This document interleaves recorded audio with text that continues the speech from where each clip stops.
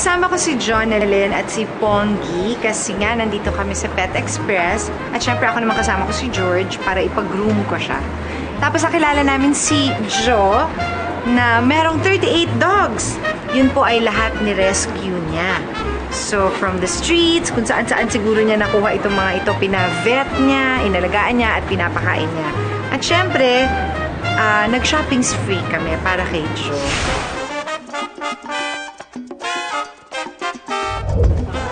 Mga kuya, eto si George. Ayan, pakikuha na. Puppy cut lang kami. Pakitanggal yung mga manicure. Ito si Ponggy. Ito naman po si Ponggy. First time matutoothbrushan. Yes. Thank you. Si Chuchi. Chuchi. Ayan. Older now. Ayan. Si Chuchi. Ang ganda na ni Chuchi.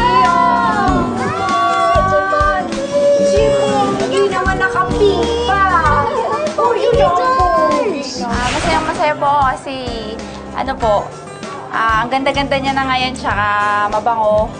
Tapos po ang bait-bait po ng mga nag-handle sa kanya. Kaya nakakatawa po. Sobrang happy and very, very pleased kasi ang sarap-sarap niyang i-hug, hawakan, haplusin, tapos ang bango-bango na ni Ponggy. Finally, nakapag-toothbrush na siya. So, happy Ponggy!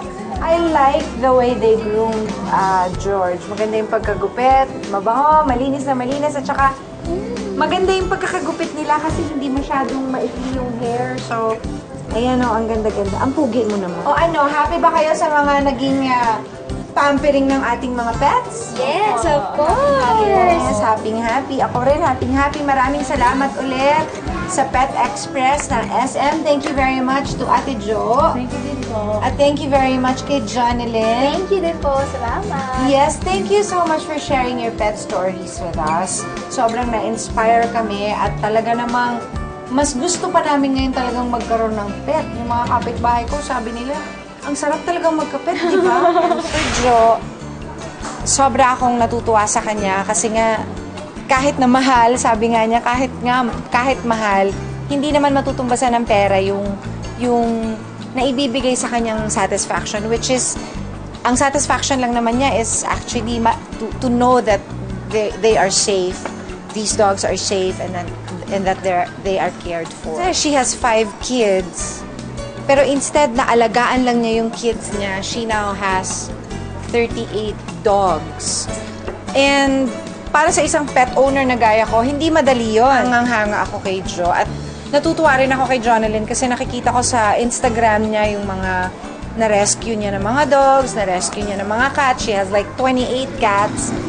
And it's also very expensive to care for these dogs and cats. Sana nga matupad yung wish ni Jonalyn at ni Jo na yun ka, ma-inspire yung ibang tao sa story nila.